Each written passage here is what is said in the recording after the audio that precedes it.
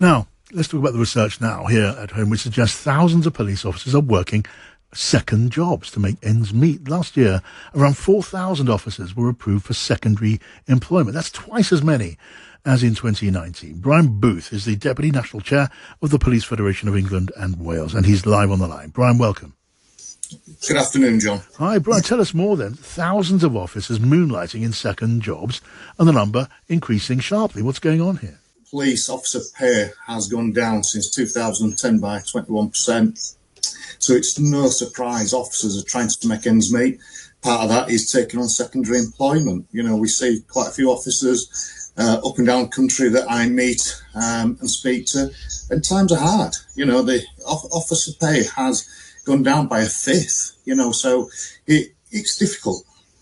And tell me, Brian, from your evidence and the people you've spoken to about this, what sort of work are police officers doing then for their second jobs?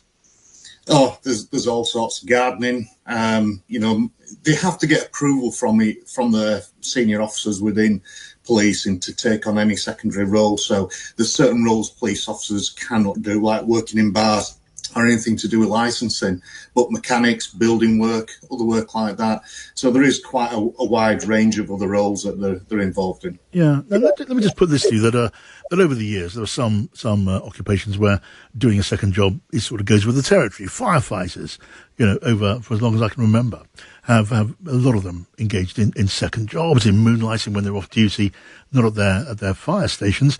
And some firefighters see that as a sort of an advantage of the job. Their work patterns allow that to happen. Why is this so different?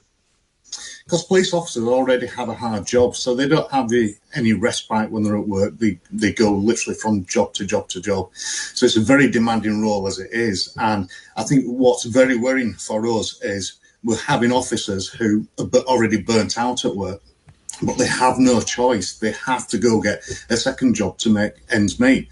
The stress that's involved with the policing and how difficult the job has become and how much demand is placed on officers. We're having unprecedented numbers of officers leaving mid-service because, in fairness, they can get paid better for a less demanding role in the private sector.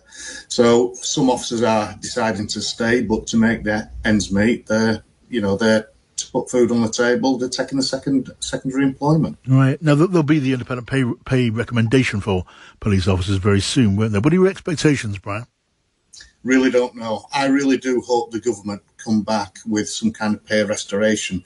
There's a big gap. Now, we're not saying we want 21% straight away, but we need to be closing that gap from what officers used to be paid to what they're paid now.